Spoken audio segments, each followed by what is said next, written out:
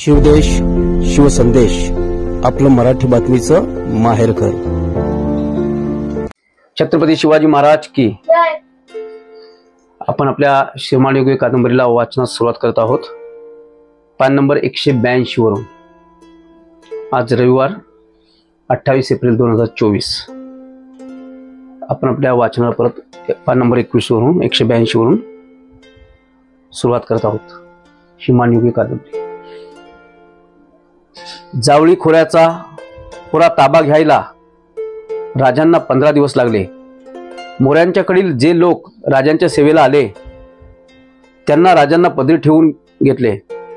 कृष्णाजी बाबाजी या माहितगार माणसाला जावळीचा सुभेदार नेमले। वीरोराम यांस मुजुमदार नेमले। जुन्या हक्कदारांच्या याद्या तयार करून त्यांचे हक्क कायम केले। पहा, जावळीचं खोरं हे जावळीचं खोरं महाराजांनी जेव्हा हस्तगत केलं होतं, जिंकलं होतं, तेव्हा त्यावेळी काही नेमणुका महाराजांनी केल्या होत्या। त्या ह्या नेमणुकांचा इथे उल्लेख आहे। राजांचे फार दिवसांचे स्वप्न साकार झाले होते। चांभारगड, सोनगड, चंद्रगड, मकरंदगड तटबंदीने सुरक्षित असलेला जावळी मुख राजे पाहत होते। दाट रानाने त्या मुलखाची सुरक्षितता वाढवली होती। पाठीशी महाबळेश्वर रक्षणासाठी उभा होता। त्या मुलखात जावळी शेजारी उभ्या असलेल्या भोरप्या डोंगराकडे राजांचे लक्ष गेले। मोरपंत पिंगळे यांना राजांनी बोलावले। ते म्हणाले, मोरपंत, तुम्हाला गडाची माहिती चांगली आहे असं आम्ही ऐकतो। या भोरप्या डोंगरावर तुम्ही मजबूत किल्ला असा बांधा की कोणत्याही बाक्या प्रसंगी आम्हाला या गडाची आठवण व्हावी। ती जबाबदारी तुमच्यावर।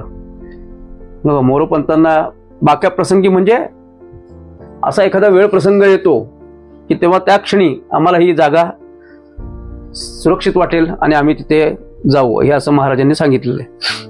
मोरपंतांनी अंगावर आलेली पहिली जबाबदारी त्याच निष्ठेने उचलली। ते म्हणाले, बेशक महाराज, आपल्या आज्ञेप्रमाणे गड तामीर करू। महाराजांच्या दूरंदेशीची ही कमाल म्हटली पाहिजे। कमाल कसली महाराज? कोणीही जावळी काबीज केली असती तर ही शक्कल सुचली नसती। भोवताली मकरंद, चांभार, कांगोरी, सोनगड यांसारखे टेहळे व बंदिस्त गड असता हा नवीन गड बांधायचं काय कारण? बोला पंत, राजे कौतुकाने म्हणाले। असाच विचार कुणीही केला असता, पण आपण हा मुलूक पाहिलात, या भागांचं अजिंक्यतत्व आपण जाणलात आणि म्हणूनच चारी बाजूंनी राखणीचे गड ठेवून मधला भोरप्या आपण निवडलात। खजिन्याला कुठल्याही मातब्बर शत्रूला तोंड द्यायला अशी सुरक्षित जागा हुडकून सापडायची नाही। राजे प्रसन्न झाले। वा पंत, तुम्ही आमच्या मनातले बेत बरोबर जाणलेत। हेच दृष्टी ठेवून गड पुरा करा। पहा, हा जो बारप्या गड महाराजांनी इथे निवडलेला आहे तो मोरपंतांनी छान त्याचा इथे उल्लेख केला आहे की चहूबाजूने गडांचं सुरक्षित स्थान असून हे मध्यस्थान आपण निवडलं। हे महाराजांना त्यांनी परत सूचित केले। महाराज म्हटले की हे आमच्या मनातले तुम्ही बरोबर ओळखलात।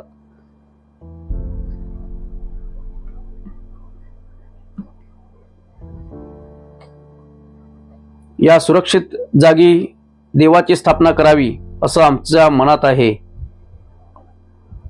जावळीच्या व्यवस्था लावून राजे यशवंतराव मोऱ्याचे पारिपत्य करायला निघाले। यशवंतराव मोरे आपल्या बायका मुलांसह रायरीच्या आश्रयाला दडला होता। राजांनी जावळी सोडली। आपल्या सैन्यासह ते रायरीला आले। रायरी आकाशाला भिडलेला गड। रायरीला राजांच्या सैन्याचा वेढा पडला। यशवंतराव मोरे गडावरून अधूनमधून मारा करीत होता। दिवस ढकलीत होता। गड बळकट होता, उत्तुंग होता। पण बेशिस्त होता. दुर्लक्ष केलेल्या त्या गडावर मोरे अचानक गेले होते. गडात धान्य भरून घेण्याची उसंत मोऱ्यांना नव्हती. जेव्हा बुद्धी सुचली तेव्हा राजांच्या सैन्याने वेढा घातला होता. 3 महिने सरत आले पण वेढा उठण्याचे चिन्ह दिसेना. गडाखाली राजेही मनातून बेचैन होते. वैशाखाच्या उन्हात राजे वेढा देऊन होते. पाठीवर पावसाळा होता. पावसाळा आला की धोधो पावसात त्या मुलखात उघड्यावर टिकणे कठीण होते. राजांच्या सैन्यात सिलिमकर होते. ते मोऱ्यांचे आप्त होते. राजांनी त्यांना गडावर पाठविले. जेरीला आलेला यशवंतराव संधी पाहतच होता. गडाची धान्य सामग्री संपत आली होती. जास्त दिवस गड लढविणे कठीण होते. यशवंतराव आपल्या बायका मुलांसह गडाखाली आला. शिवाजी राजांनी यशवंतरावांचे स्वागत केले. यशवंतरावांचा बहुमान केला. घोडा व शिरपाव दिधला. यशवंतरावांनी त्या गौरवाचा भलताच अर्थ घेतला. मानाचा रुमाल त्याने नाकारला. शिवाजी राजांनीही यशवंतरावांचा मोरचेलाचा अधिकार काढून घेतला. गडाखाली यशवंतरावाला ठेवून राजे गड पाहायला गेले. रायरी गडाची महती राजे आजवर ऐकत होते. अनेक वेळा गडाचे दूरदर्शन त्यांना घडले होते. पण प्रत्यक्ष गड पाहत असता राजे चकित होत होते. तसा पाहिला तर रायरी हमरस्त्यावरच होता. रत्नागिरी अगर दख्खन कोठेही जायला जागा सोयीस्कर. समुद्र जवळ. रायरीची सत्ता म्हणजे अनेक घाटांची आणि त्यांच्या वाहतुकीची सत्ता होती. रायरी अतिउंच व चढण्यास कठीण अशी जागा होती. राजांनी सारा गड निरखला. राजा खासा जाऊन पाहत गड बहुत चखोट. चौतर्फा गडाचे कडे तसल्याप्रमाणे 1.5 गाव उंच. पर्जन्यकाळी कडियावर गवत उगवत नाही आणि धोंडा तासीव एकच आहे. दौलताबाद पृथ्वीवरील चांगला गड खरा पण तो उंचीने कमी. दौलताबादापेक्षाही रायरी दशगुणी उंच. असे पाहून राजे संतुष्ट झाले आणि नकळत बोलून गेले, तख्खास जागा हाच गड करावा. राजांनी रायरीचे नाव रायगड ठेवले. पहा इथे रायरी रायगडचा उल्लेख या इथे झालेला आहे की रायरी गड महाराजांनी जो पाहिला आणि ह्या गडाचे महत्व त्यांनी महाराजांनी जाणून या रायरी गडाला महाराजांनी इथे रायगडचं नाव देऊन आपला जो पूर्ण पुढचा तख्त आहे या तख्तास जागा हाच गड करावा. राजांनी रायरीचे नाव रायगड केले. गडाखाली राजांची छावणी असताना राजे नेहमी गडावर जात. आबाजी महादेव, हिरोजी इंदलकर यासारखे बांधकामाचे तज्ञ बरोबर असत. राजे त्यांना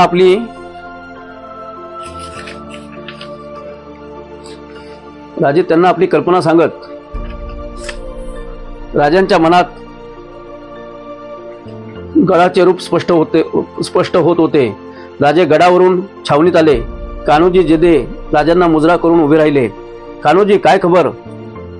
खबर तितकीशी चांगली नाही महाराज. आपण यशवंतराव प्रतापरावांना अभय दिलं. आज ते पळून गेले.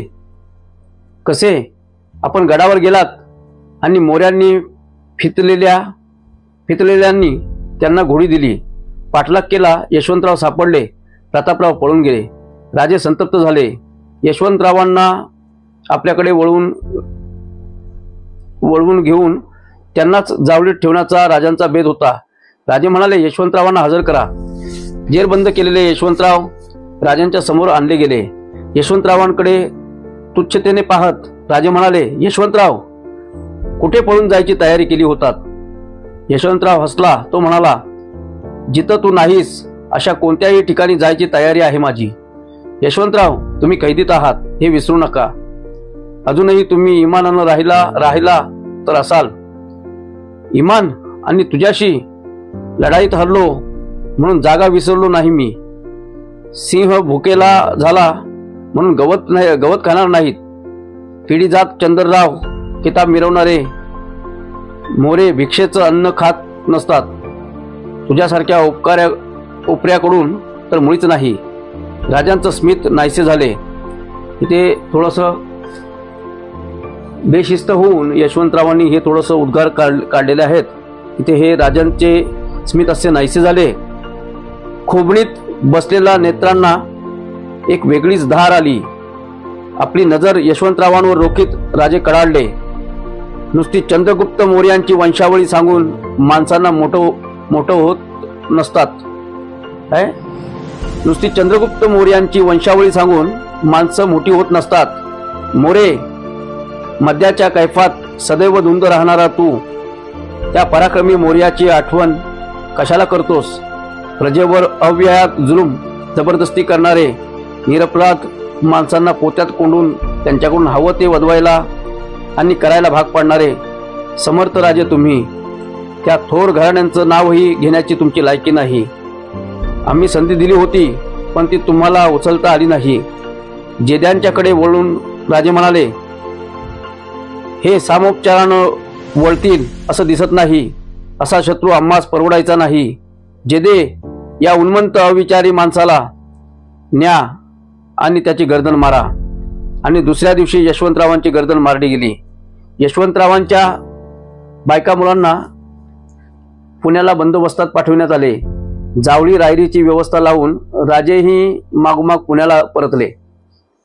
इथे यशवंतरावांना महाराजांनी संधी दिली होती, पण यशवंतराव आपल्या बोलण्याकडे लक्ष न देत काही बोलत महाराजांचं त्यांनी मन दुखावलं.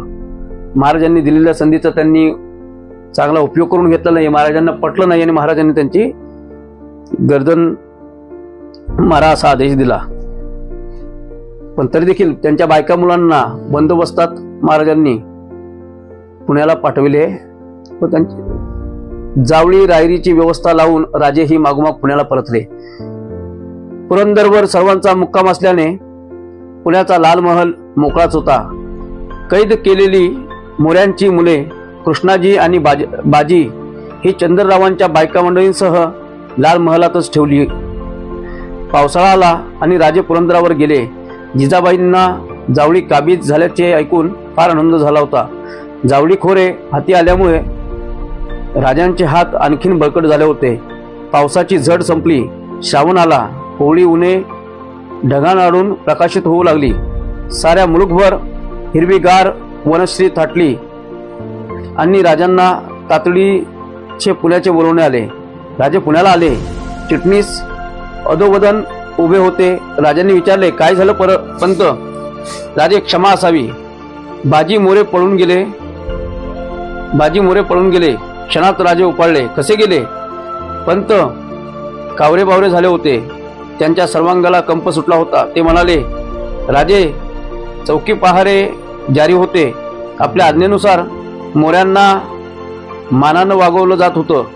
केव्हा तरी गणपतीला दोन्ही मुलं जात होती, पण आपली माणसं फितवून कृष्णाराव मोरे मुदोळकर घोरपड्यांच्या बरोबर संधान बांधित होते.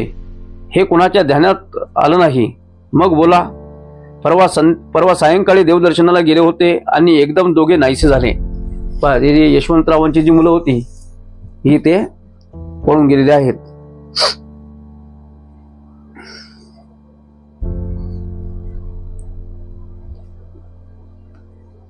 कृष्णाराव मोऱ्यांना राजांच्या समोर हजर केले गेले.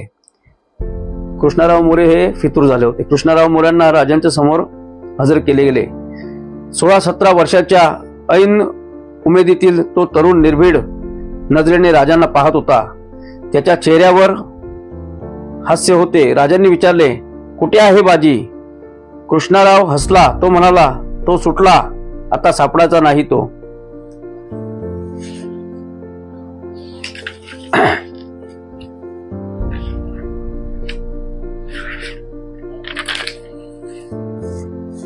कृष्णाराव आणि बाजी ही आता दोघी यशवंतरावांची मुलं होती. आता बाजी हा पळून गेलेला आहे.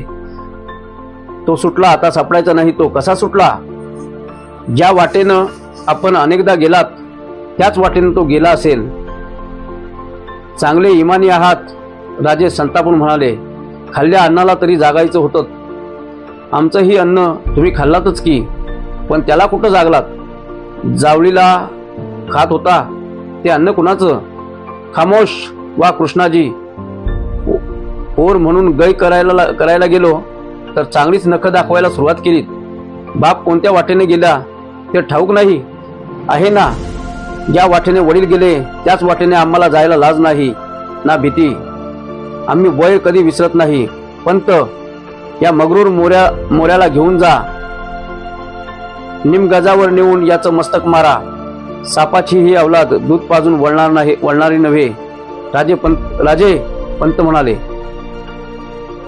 रागाने पंतांच्याकडे वळून राजे म्हणाले, पंत, आम्ही आज्ञा केली तिचा अंमल करा. जे या कटात सामील झाले असतील त्यांचे हातपाय तोडा. कृष्णारावास नेले गेले. 2 प्रहरी राजे जागे झाले. ते रडण्याच्या आवाजाने. वाड्यामागच्या सोप्यातून तो आक्रोश उठत होता. कृष्णारावाचा शिरच्छेद झाला होता. कृष्णारावाचा शिरच्छेद झाल्यापासून राजांच्या अवस्थेला सीमा नव्हत्या. राजांच्या पुढे जायला माणसे घाबरत. एवढ्या तेवढ्यावरूनही राजे संतापतात. 2 प्रहरी राजे झोपले होते. सेवकाने येऊन त्यांना जागी केले. काय आहे? राजांनी विचारले. मासाहेब पुरंदरावरून येत आहेत. मासाहेब? राजांनी आश्चर्याने विचारले. कुठे आहेत? एवढ्यात वाड्याच्या दाराशी येतील. राजे गडबडीने उठले. कपडे करून ते तयार होईपर्यंत वाड्याच्या दरवाजापाशी वर्दळ वाढल्याची जाग ऐकू आली. राजे गडबडीने खाली गेले. वाड्याच्या दरवाजाशी मेना उभा होता. जिजाबाई मेन्याबाहेर येत होत्या.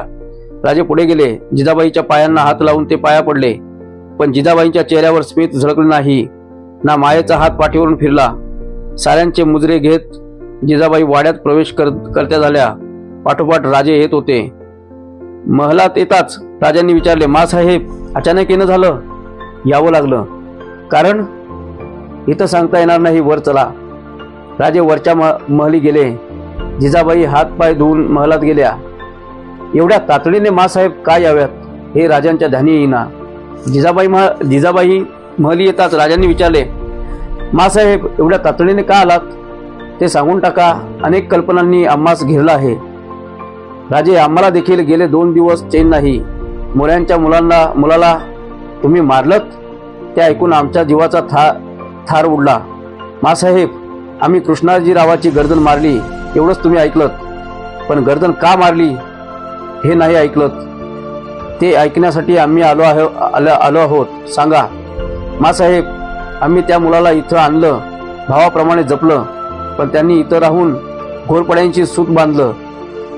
आमची माणसं फितूर केली. एवढेच नव्हे तर बाजी मोरे पळूनही गेले. बस एवढंच नाही. आम्ही कृष्णाजीला विचारायला गेलो तर खंत बाजूलाच राहिली. उलट तोच मगरुरीची भाषा बोलू लागला.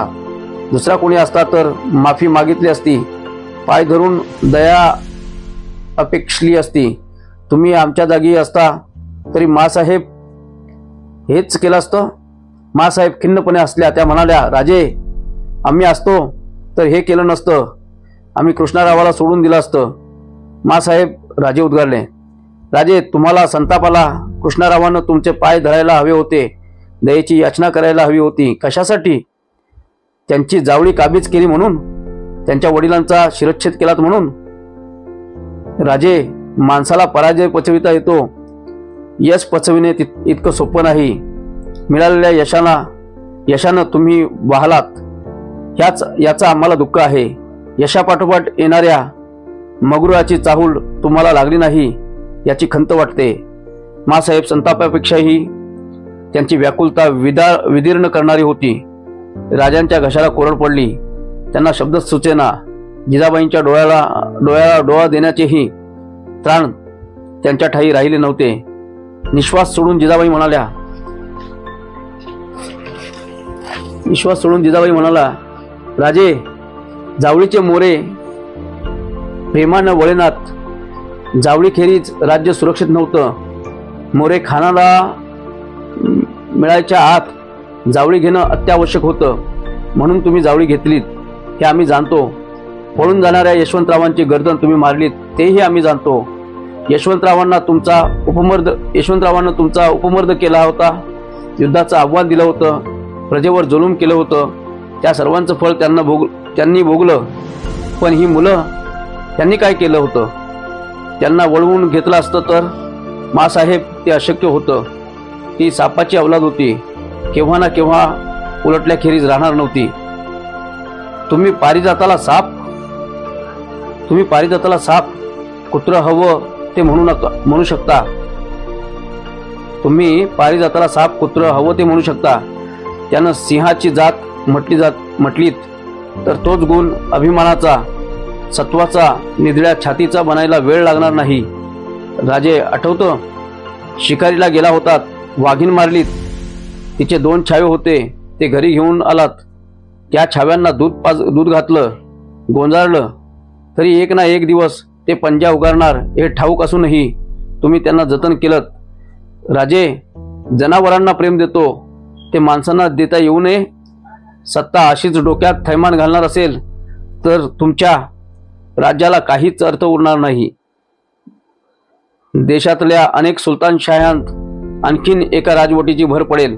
राजे, आम्ही तुमच्याकडून तरी असलं वर्तन अपेक्षित नव्हतं. जिजाबाईचा प्रत्येक शब्द असुडासारखा भासत होता.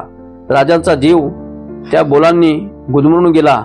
डोळ्यात अश्रू उभे राहिले. जिजाबाई म्हणाल्या, राजे, आता कोणत्या तोंडानं मोऱ्यांच्या त्या रंडक्या स्त्रियांसमोर जाऊन उभी राहू? त्यांनी विचारलं तर काय उत्तर देऊ? राजे, एवढं केलात, आता त्याचीही कत्तल करून मोकळे व्हा. यातनांतून सोडवल्याचं पुण्य तरी पदरात घ्या. राजांना ऐकणे अशक्य झाले.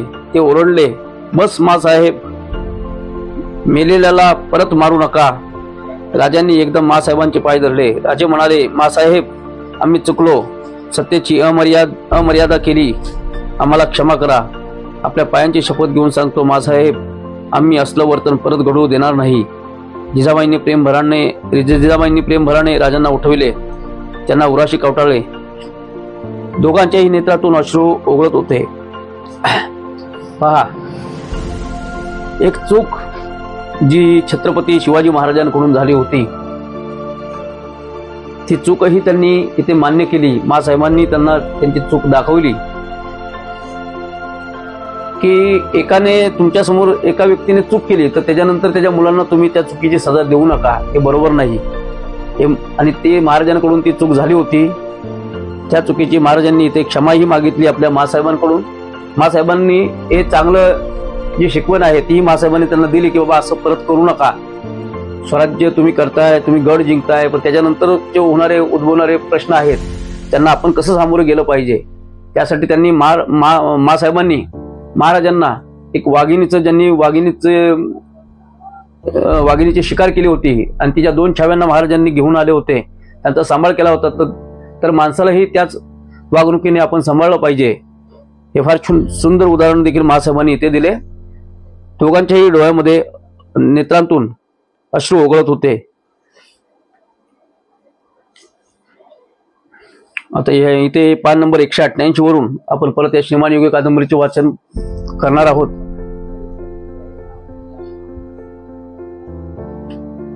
तर ह्या आजच्या श्रीमान योगी कादंबरी वाचनातून आपल्याला एक सुंदर शिवसंदेश इथे सांगता येईल, जो इथे या प्रसंगातून घडलेला आहे. मासाहेबांनी एक सुंदर उदाहरण, आपण समोरचा आपल्या समोर एखादा चुकीचा व्यक्ती येतोय, त्या चुकीच्या व्यक्तीला आपण त्याची शिक्षा देतोय, पण ती शिक्षा त्याने त्याच्या परिवारासाठी केली असेल तर त्या परिवाराला आपण शिक्षित करणं योग्य नाही. याचे सुंदर उदाहरण इथे दिलेलं आहे. आपण पुढील भागात पान नंबर 188 वरून सुरुवात करणार आहोत. छत्रपती शिवाजी महाराज की जय. जय भवानी. जय शिवाजी.